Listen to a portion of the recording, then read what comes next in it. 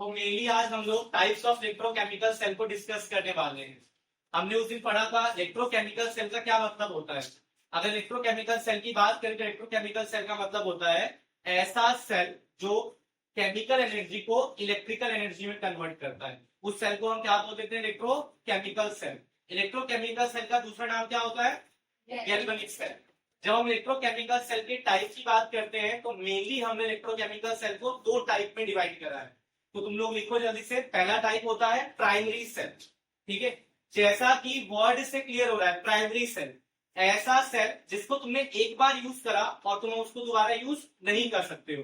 उसके अंदर जितनी केमिकल एनर्जी स्टोर थी वो सारी की सारी तुमने इलेक्ट्रिकल में कन्वर्ट करी। उस इलेक्ट्रिकल को तुमने यूज करा और फिर वो सेल क्या हो गए? खराब हो गए।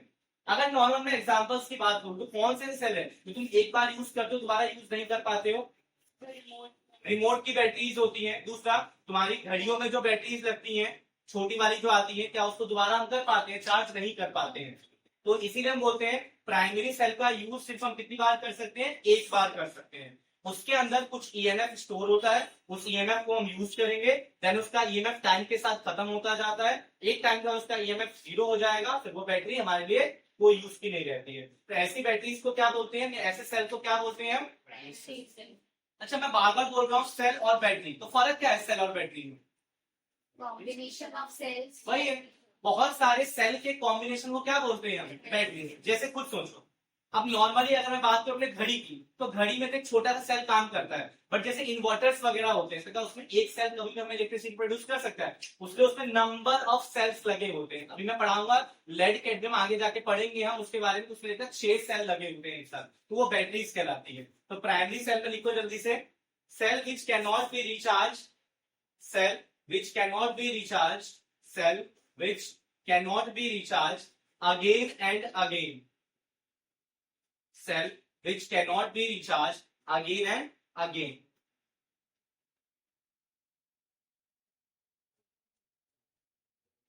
चलो अब दूसरे टाइप की बात करते हैं। दूसरे टाइप की जब हम बात करें तो मेनली सेकंड टाइप कौन सा होगा? Secondary cell. लिखो सेकेंडरी सेल। अब खुद से तुम्हें बताओ सेकेंडरी सेल क्या होगा? ऐसी सेल जिसको रिचार्ज करके चार्ज करके हम बार बार यूज कर सकते हैं, जिसको यूज हम अगेन एंड अगेन कर सकते हैं। जैसे कि मोबाइल्स की होती है, घर में जो इन्वर्टर्स की बैटरी होती है, देखो उनको हम अगेन एंड अगेन यूज कर पाते हैं ना। ठीक है, तो इसमें लिखो जल्दी से। Cell which can be recharge again and again, cell which can be recharge again and again.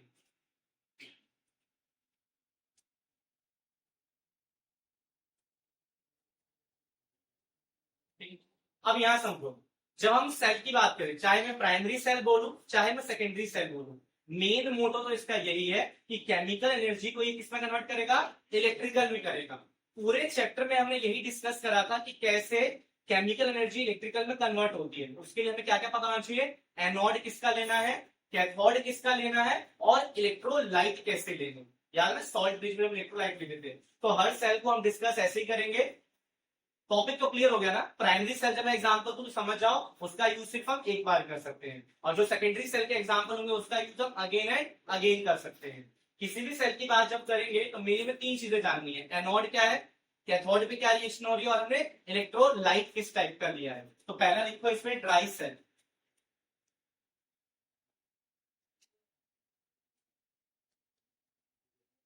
पहला टाइप लिखो इसमें ड्राई सेल।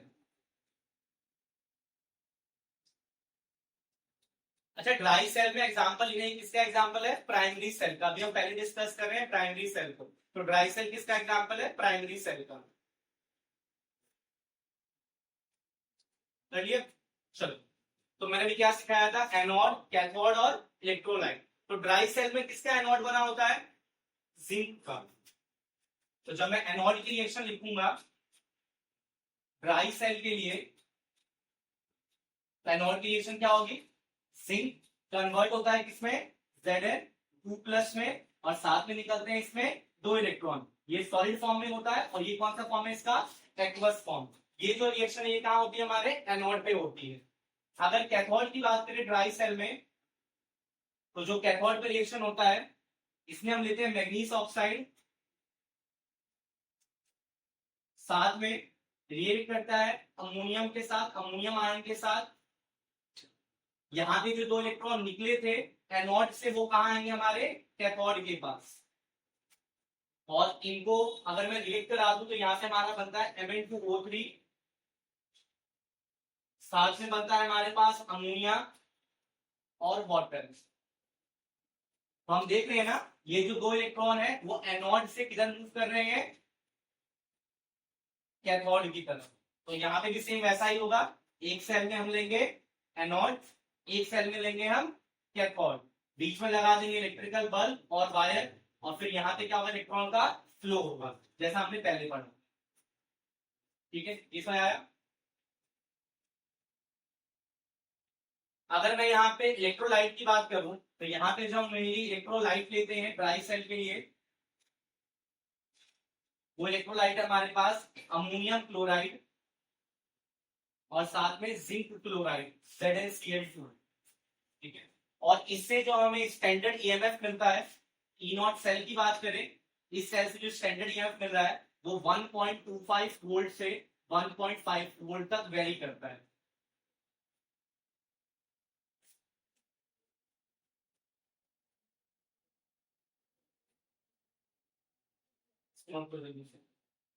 अच्छा, बोर्ड्स वगैरह में सवाल हमारे पास एक आता है कि ये जो ई नॉट सेल ये फिक्स क्यों नहीं है। कि अब तक तो हम यही पढ़ रहे थे पूरे चैप्टर में कि ई नॉट सेल क्या होता है, किसी भी सेल रिएक्शन का फिक्स होता है। तो यहाँ पे वेरी क्यों कर रहा है, 1.25 वोल्ट से 1.5 वोल्ट क्यों वेरी कर रहा है, तो यहाँ समझना, क्योंकि यहाँ तुम देख पा रहे हो प्रोडक्ट में क्या कर रहे हैं, आयंस, Zn2+ एक आयन है। तो ये जो आयन है इसका कंसंट्रेशन टाइम के साथ बढ़ता रहता है, और जैसे जैसे कंसंट्रेशन बढ़ेगा हमारा ई नॉट भी क्या होता है, इंक्रीज होता जाता है। ठीक है, तो इसीलिए यहाँ पे, क्योंकि यहाँ पे हम देख सकते हैं,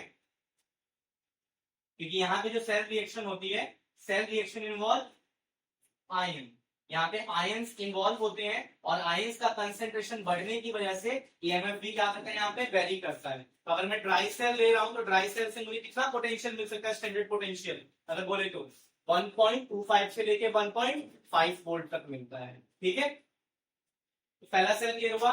किसी भी सेल में हमें मेनली क्या क्या पढ़ना है, एनोड, कैथोड और इलेक्ट्रोलाइट।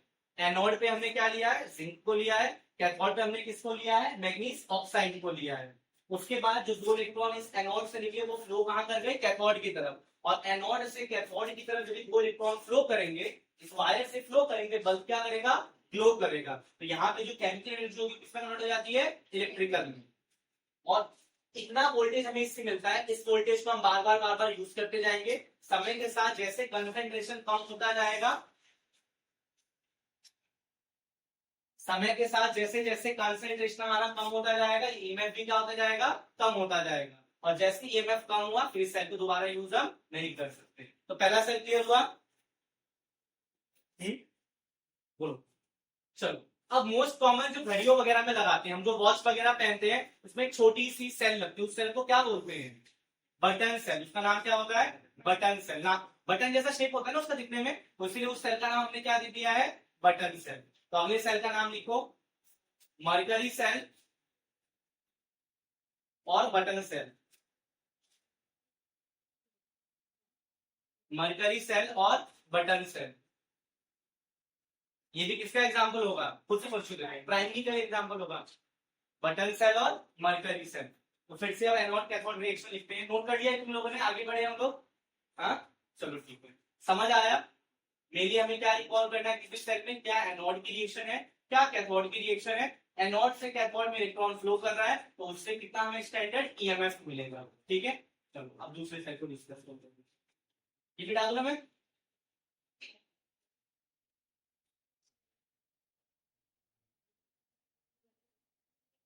अच्छा, एक चीज और गौर करना, जहां पे आयंस का फॉर्मेशन नहीं होता है, जहां पे आयंस का फॉर्मेशन नहीं होता है, वहां का ईएमएफ क्या रहेगा, फिक्स रहेगा, वो वेरी नहीं करेगा। ठीक है, तो चलो बटन सेल की बात करते हैं। बटन सेल और इसी का दूसरा नाम है मरकरी सेल।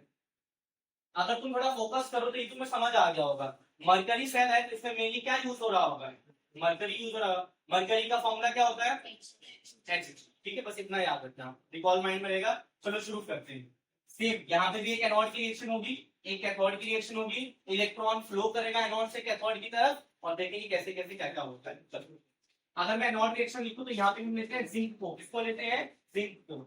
इस जिंक के अंदर मिलता है OH नेगेटिव आयन, कौन सा आयन मिलता है OH नेगेटिव आयन, और यहाँ पे बनता है जिंक ऑक्साइड, साथ में यहाँ पे बनता है वाटर और निकलते हैं 2 इलेक्ट्रॉन। ठीक है, जिंक अपने एटॉमिक फॉर्म में है, उसके साथ मिलता है हाइड्रोक्साइड। अगर मैं CH2 को बैलेंस करूं तो यहाँ पे हाइड्रोक्साइड के साथ में 2 मल्टीप्लाई करना है, हो जाएगा जिंक 2 मोल हाइड्रोक्साइड आयन, जिंक ऑक्साइड बन रहा है, साथ में वाटर इवॉल्व हो रहा है और 2 इलेक्ट्रॉन निकल रहे हैं। अब ये जो 2 इलेक्ट्रॉन निकले ये कहाँ जाएंगे कैथोड पे, और इसी से क्या निकलेगी इलेक्ट्रिसिटी।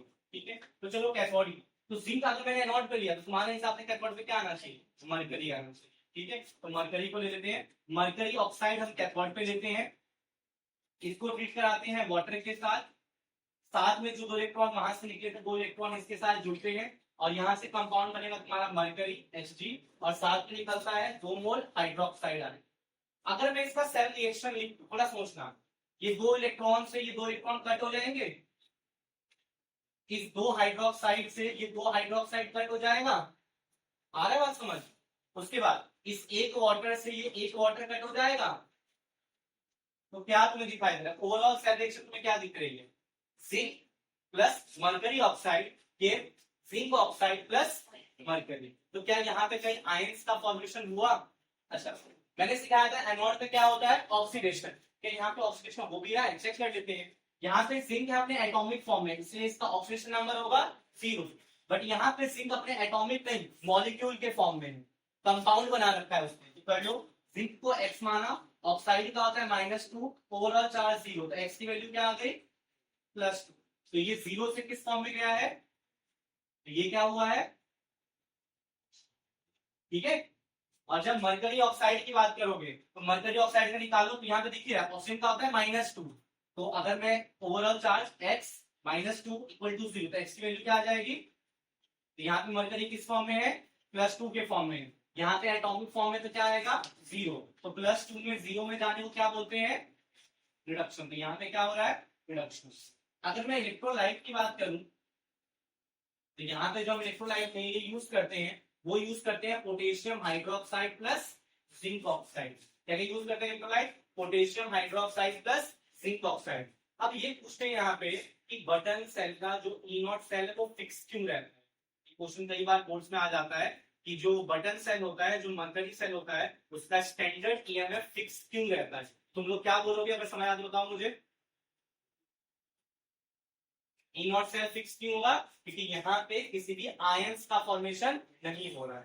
तो यहाँ पे हम लिखेंगे इसके E0 सेल की बात करें तो इसका E0 सेल होता है 1.35 वोल्ट और ये फिक्स रहता है।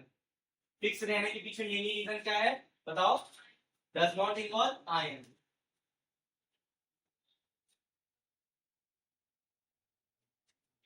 एक दो बार करोगे तुम्हें देखो, प्राइमरी सेल में मेनली जिंक का यूज किया जाता है, ज्यादातर प्राइमरी सेल में हम यूज कितना करते हैं जिंक का ही एनोड लेते हैं।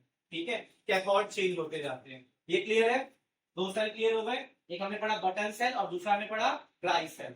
दोनों सेल किसके एग्जांपल है primary cell.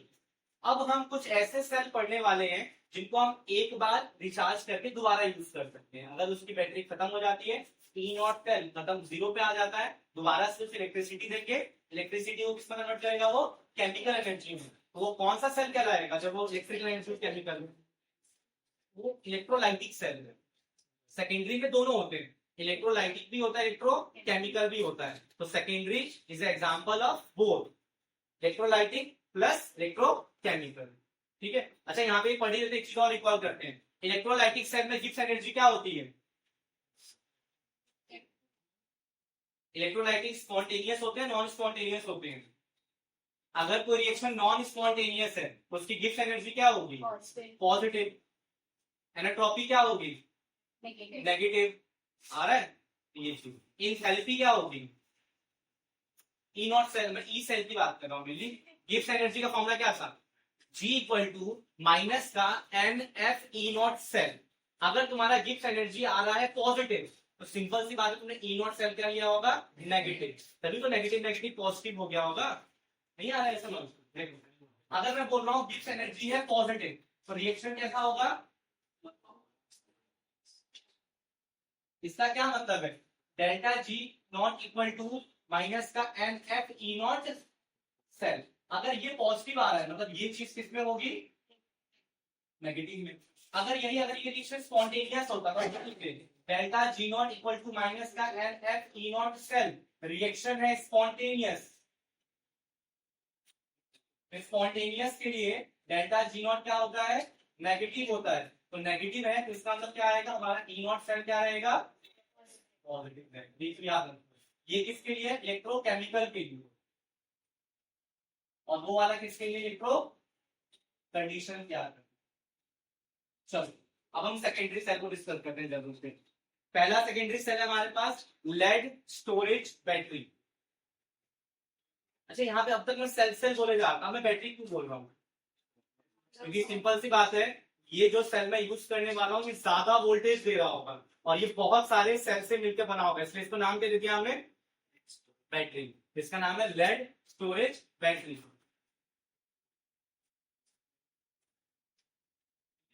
Lead storage battery. Secondary cell topic डाल देना, उसको पहला लिखो लेड स्टोरेज बैटरी। ठीक है, नोट कर लो आराम से।